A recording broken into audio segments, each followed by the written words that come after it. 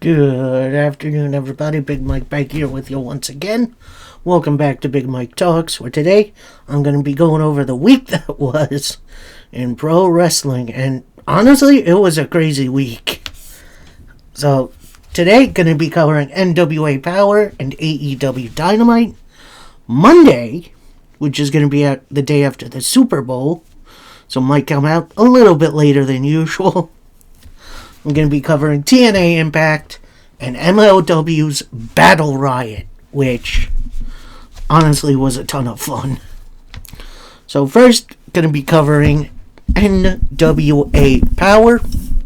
We start off with an in-ring interview from World Heavyweight Champion Thurlbilly Silas Mason, where he says only 3 reasons men wear suits: they're attending a wedding, they're attending a funeral, or they're going to court. At Samhain, I killed, unalived, Matt Cardona. I beat him so bad when he went back to his previous job, he had his name changed. Referencing Matt Cardona's name change back to Zack Ryder, which was a one-off. So, Thurlbilly continues. In my celebration tonight, on that night, Latimer stabbed me in the back. So, Tom, I'm calling you out right here, right now, to face me. So, Latimer comes out. Thurlbilly says, nice to see you face to face. The worst thing you did was cross me.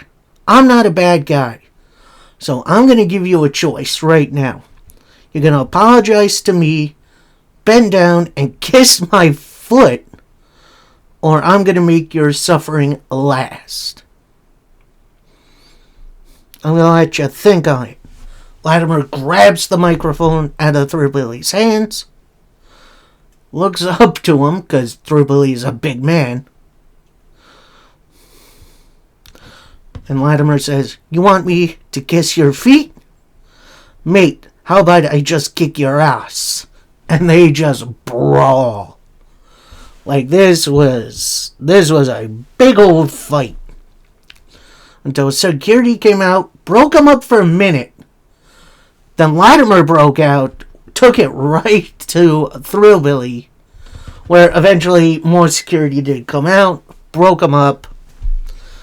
And, that was definitely a chaotic opening to Power. We'll see where this thing goes, because I'm not sure what the next special is or when it is. I think it's going to be like end of March, maybe. So, definitely something to look out for. Then we get an El Dragon Nihon versus Mims hype video, which was very well produced. Then we get the usual NW history highlights, which I do enjoy. Then we cut to backstage for a promo with the Immortals, saying, us versus Good Brothers, it's a dream we've had for a while. When it comes to the Good Brothers, we are in the presence of greatness.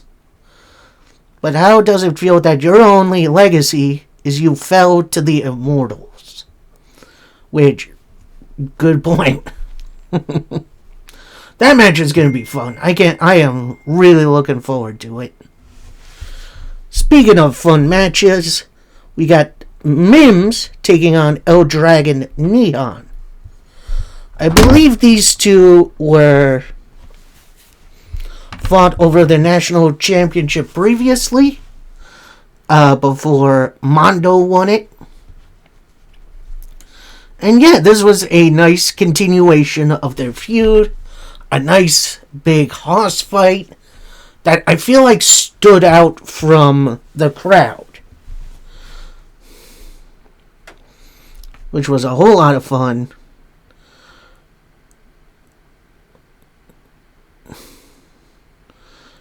Then, like halfway through, Mims pushes the ref, eats a spear. Then Pope comes out. D'Angelo Dinero, if you don't know who that is, hits a low blow on Dragon. Mims with the roll up for the 1, 2, 3. Then he rolls out of the ring. He locks eyes with the Pope. And Pope just gives him a shoulder shrug and walks off. I am not sure what this relationship is going to turn into. Maybe it's a enemy of my enemy is my friend kind of thing. But either way, it's a nice little... It's something different for a feud like this. So next up, we go backstage for a Hollywood Haley J and Rachel Leigh promo. Rachel Leigh is a bit of a newcomer to NWA, at least for me. Haley J has had a couple matches with the NWA, which I definitely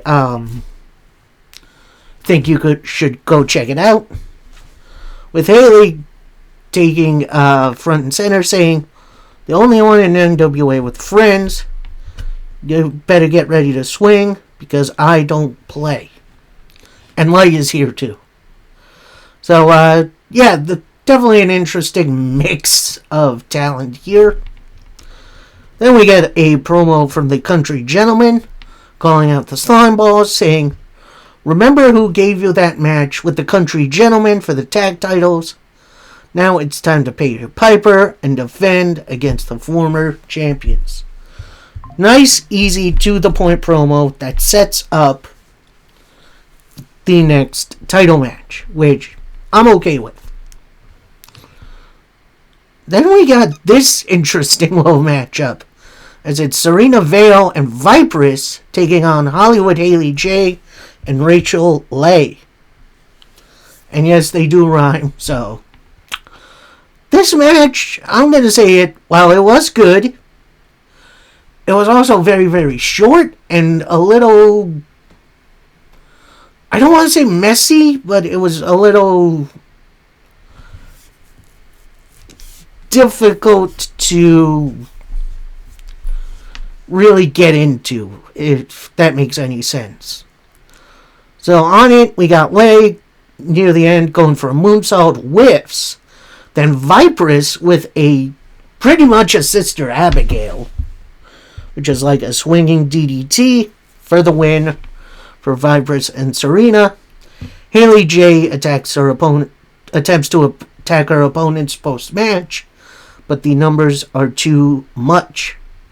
So we shall see what happens between these four, or if we're going to see Haley J bring someone else in. After that, we got a video highlight of the Holy Grail versus the Slime Balls from Samhain.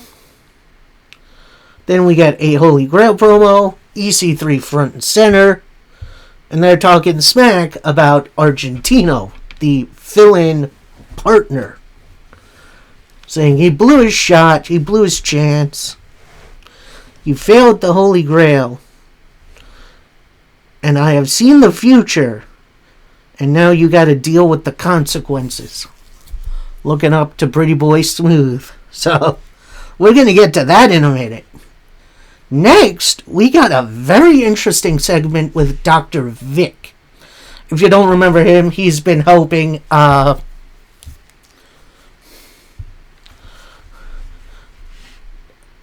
not TM61. It's TVMA. That's who it is. And offering his home to them. Now we see him on his own, on the phone with someone. We never hear who it is. But it definitely, his demeanor changed. Like when we've seen him previously, he was kind of meek and not really in full control, but in control enough to influence Tiffany Nieves. That's who it is. And then it sounded like he was cashing in on a deal or something. He kind of sounded mob boss-ish. It was very out of character for him, but I kind of like it. I'm not sure what this is going to lead to, But I hope it's something interesting. Because this character is definitely interesting. So next up, this was pretty much a squash match. It's Christian Argentino taking on Pretty Boy Smooth of the Holy Grail. And at first we got Pretty Boy Smooth kind of playing with his food a little. Argentino did block a choke slam, went into some arm wringers, goes for a top rope axe handle that gets caught into a choke slam, and then a penthouse bomb for the win for Pretty Boy Smooth. Post-match is where it gets interesting. Because then we see Trevor Murdoch and Mike Knox come out, but instead of getting in the ring, they talk ringside with EC3, who is still out with injury, apparently. And while we don't hear what they say to EC3, they definitely got something in mind.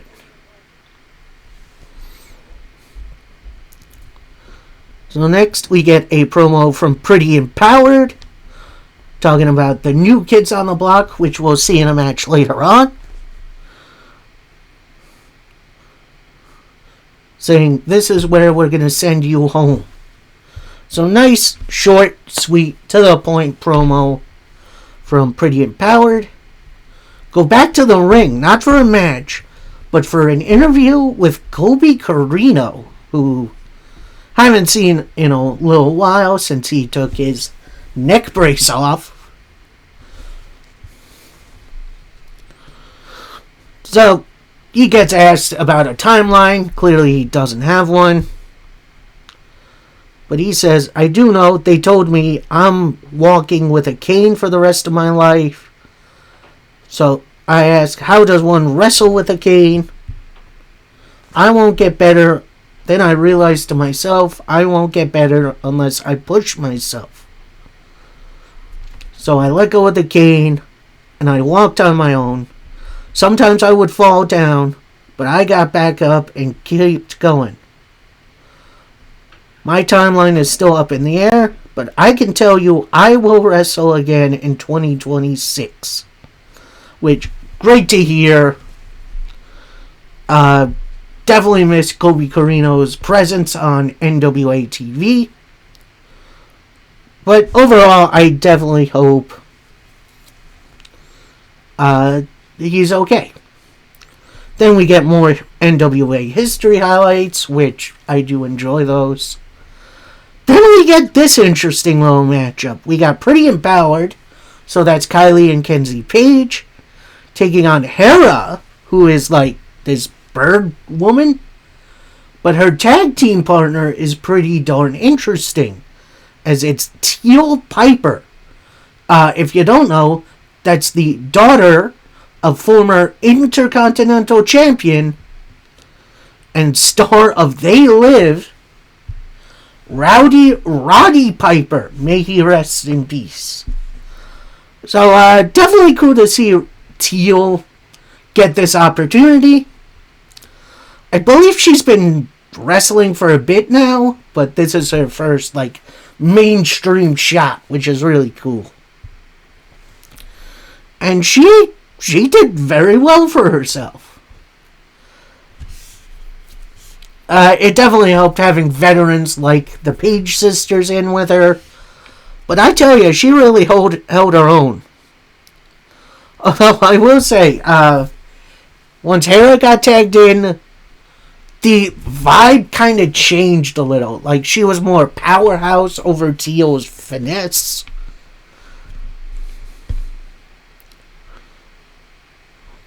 But then we see Hera lock Kylie in like a cross jacket type submission. We do see Kylie tap. However, her foot was also in the ropes.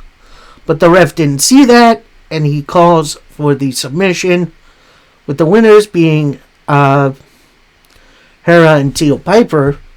We see post-match the Page sisters getting in the ref's face. So, a little controversy, but I do like we have another valid feud going on. And it does look like we'll be seeing Teal Piper on Power more going forward, which I am definitely for. So then we go backstage for a promo with the Entertainment Champions? Federation Champions. That's what it is. Federation of Champions. That's who it is. That's Aaron Stevens' crew. Where they say, where Carson pretty much runs down the coming week's matches with the Slime Balls taking on the Country Gentlemen. And then Carson Drake has a future match with Alex Misery, which makes fun of him for that. And finishes with a Misery, you can't beat me, which, low rhyming couplet, I'm always for. Then we get this, honestly, a promo from a person I did not see coming. Former Impact Wrestling star Giselle Shaw. Great to see her back in a major promotion, where she says, I'm here in the NWA. I'm so excited to make my debut against the best NWA Women's Champion Natalia Markova.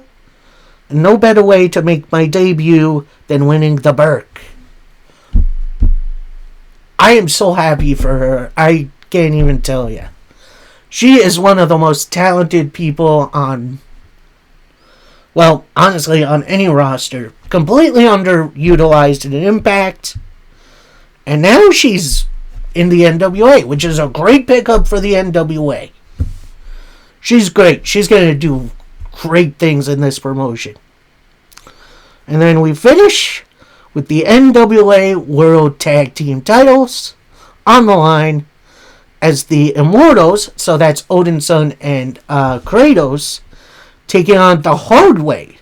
So that's Jack Vaughn, who is very entertaining personality, and Dalton McKenzie, who I believe they're in OVW together? I'm not sure.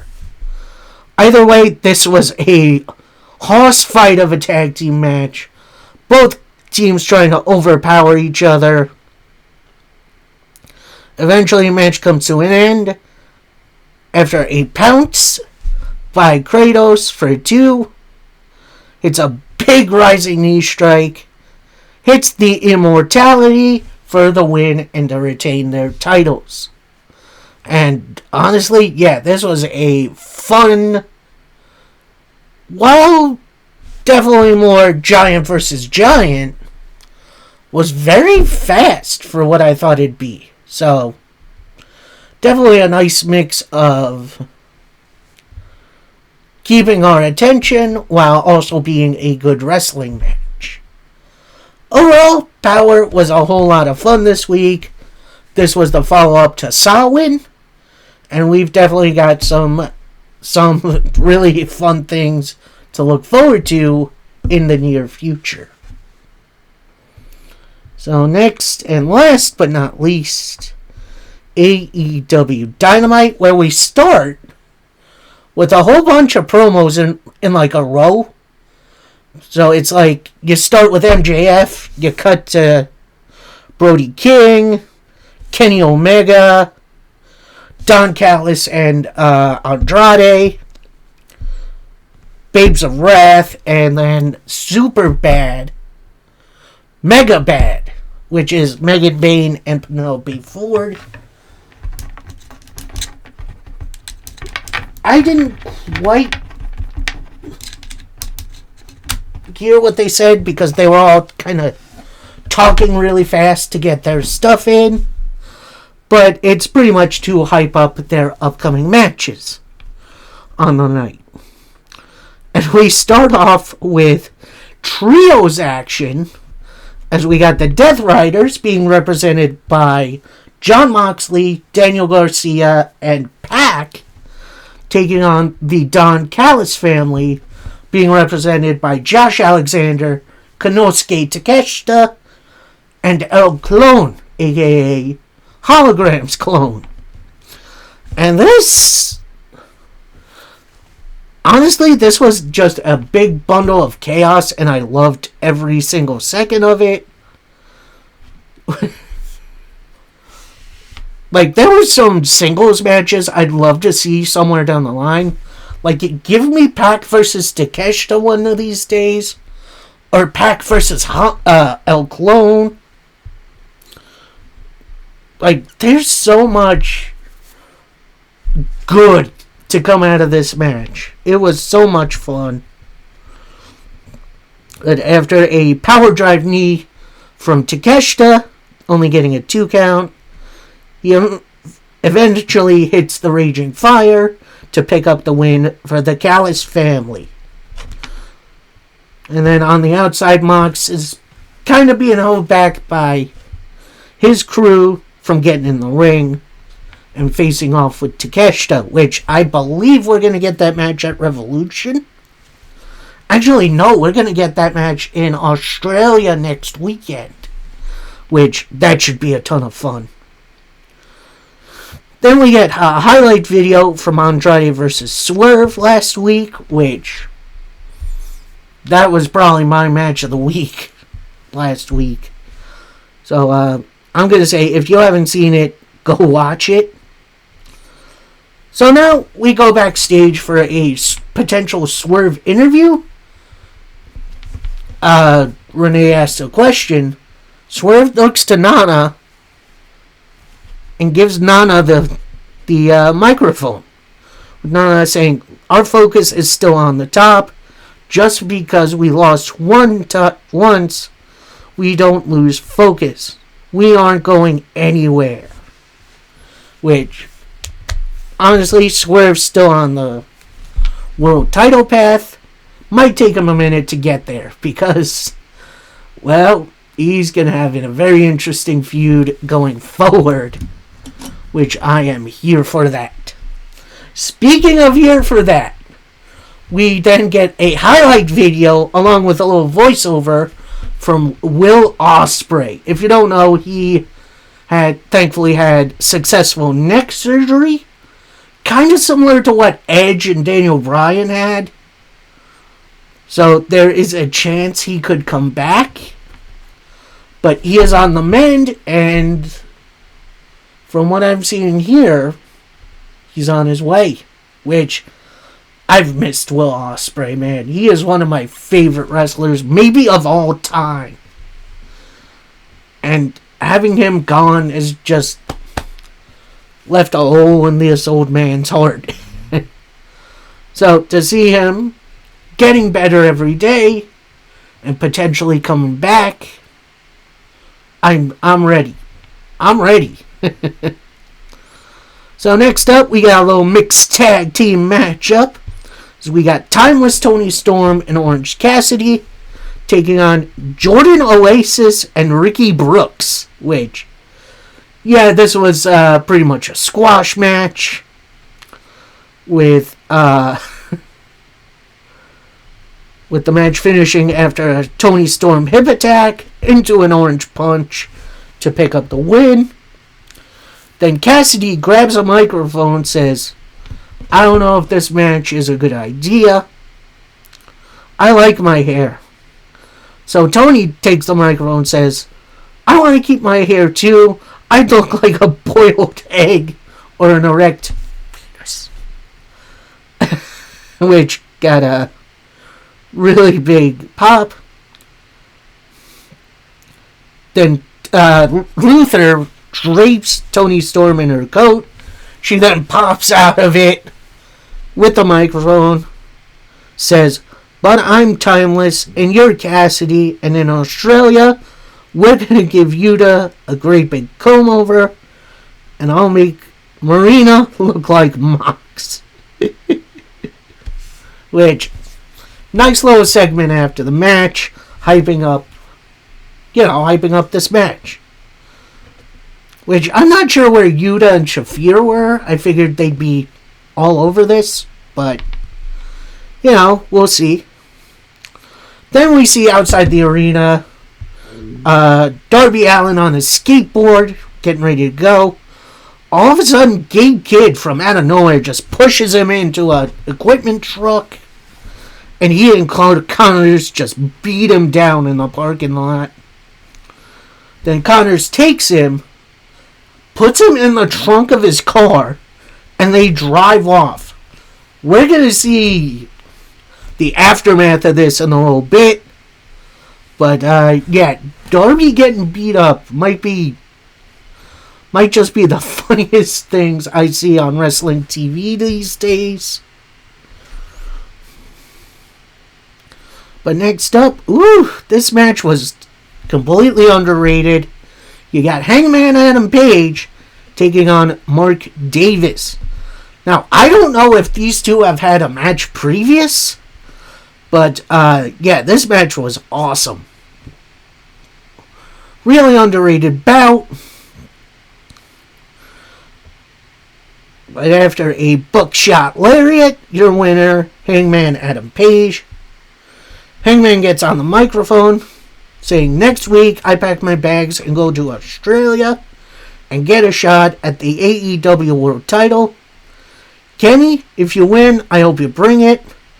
And to you, MJF, if I win at Revolution, I'm going to stomp every last future child out of you, which, great line, and take back what's mine. So, yep, definitely a very fired up Hangman Adam Page. Then we get highlights from Kevin Knight, for whatever reason. Not Jet Speed, not Jet Set Rodeo, just Kevin Knight, which is very interesting. Because we haven't seen him do solo stuff in a while. I think he's got a match against Scorpio Sky on Collision coming on Saturday, which that one should be fun. Then we get the match myself, and pretty much the entire world has been waiting for. Kenny Omega versus Andrade El Idolo, where the winner moves on to Australia for a number one contenders match against Hangman Adam Page. And yeah, this match absolutely ruled. There is not much I can say about this match that would give it the credit it deserves. But after a V-trigger, Omega attempts the one-winged angel. But then as that's happening, Callis gets on the apron, tosses Andrade the screwdriver. The ref then gets distracted by Callis. Out comes Swerve, who I thought took the screwdriver from Andrade, but apparently he didn't. So Andrade, screwdriver attack to Omega, hits the DM for the win, moving on to face Hangman Adam Page. And I cannot wait for that match. Post-match, Swerve gets in the ring. Kenny Omega gets up, and they have a little bit of a face-off. They then start pushing each other a little bit. And then security just comes out, and they separate them. So, yeah, that's definitely going to be an interesting match. I do hope that maybe that's the match for Revolution, because, yes, please. Otherwise, what else are they going to do? Interfere in the Hangman Andrade match? Setting up a weird multi-man match? I don't know. It's an interesting situation. We then get a nice little hype video for our main event, which is Brody King versus MJF. Then we get a Chris Statlander interview,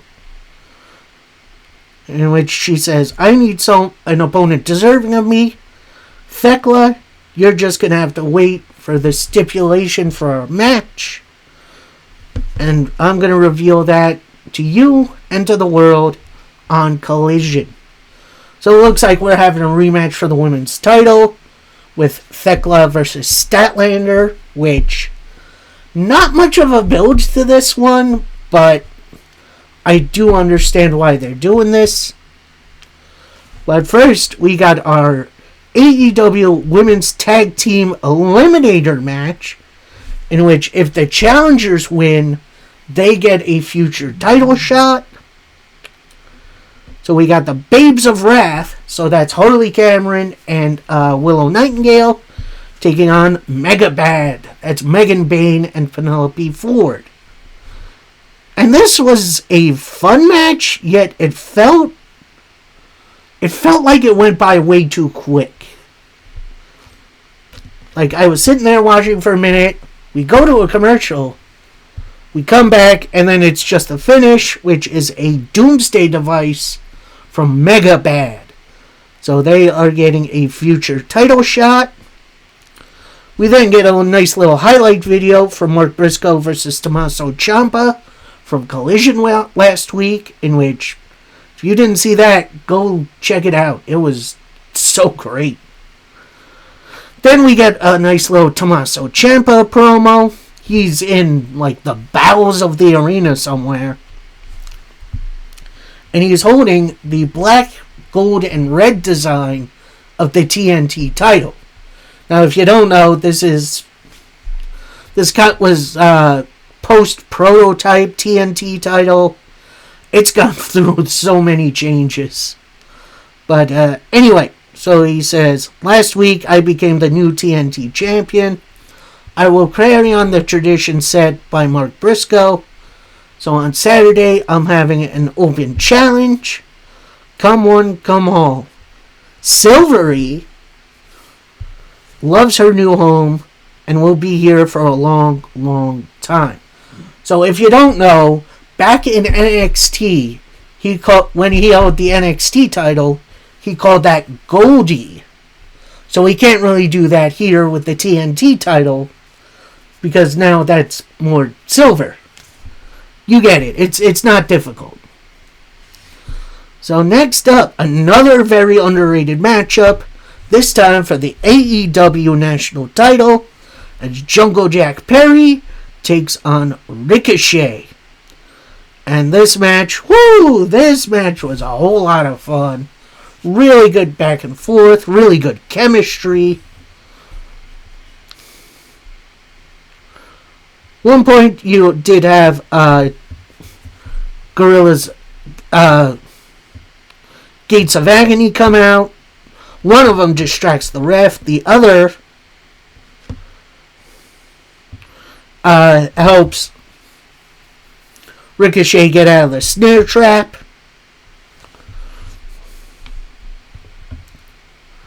At that point, GOA on the ramp. Young Bucks come out, hit double super kicks on the GOA. Eventually, they all four brawl to the back. Then we see at one point Ricochet kind of toehold Perry into the title itself, which was hanging off one of the turnbuckles. He hits the recoil to pick up the win. So, nice. Definitely on the list for match of the week, but I'll tell you what it is coming up. This match was so much fun. I cannot say enough how you guys should go out and watch this matchup. So post-match, we get an update on the Gabe Kidd, Clark Connors, Darby situation, where they park their car, and they're in the middle of the Nevada desert, wherever the heck they are. They then take Darby out of the trunk, put him in a body bag, and hook him up to the back of the car, and they just drive him along the desert, which, that wasn't easy to watch, I'll admit. But, yeah, we'll see where this feud is going in the near future. Yeah, we'll see. And then we get our main event, which is an AEW title eliminator match, as we got champion MJF taking on Brody King. And right at the bell, we get a Ice Chant, which, bravo to you boys in Nevada. Bell rings where we see MJF kind of hesitant to lock up with Brody because Brody's giant. Then Hangman Adam Page's music hits. He comes out to the top of the ramp, just kind of stands there for a minute. Then which leads to MJF getting on the apron, kind of jaw-jacking with Hangman for a bit. Brody then locks in his, hanging sleeper on MJF, which he's hanging off the apron, which is, that's wild looking. Brody then lets MJF fall. He falls flat on his face on the outside, slides him back in, hits a cannonball and a gonzo bomb to pick up the win in a squash match. And I will give AEW a ton of credit here. I was not expecting this. Am I, all for it? I'd rather not see your world champion get squashed. But I understand what's going on in the future. Because more than likely MJF is going to retain at Australia. So making Brody look like a world beater, it's definitely not a bad thing. And normally at stuff like this, I'd be like, oh, why'd you do that? You're burying your champion. I don't know. I'm okay with it. There's definitely still a side of me that's like, oh no, why'd you do that for? But I do see the vision.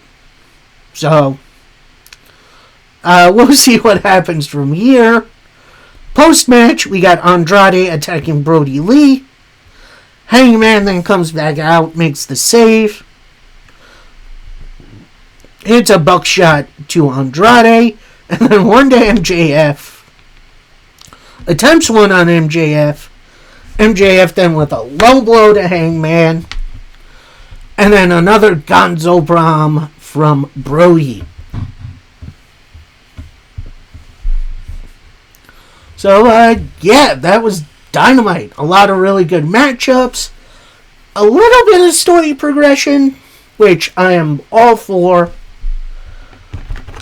AEW is cooking something right now, and I am seated for it. I'm ready to go. Let's see what Grand Slam Australia brings us. And, that'll do it for me for today. Hopefully you all enjoyed. Coming up on Monday, like I said, I'm going to be covering TNA Impact and MLW Battle Riot, which was a ton of fun. So, hopefully you join me then. Till next time, happy wrestling, everybody. Peace.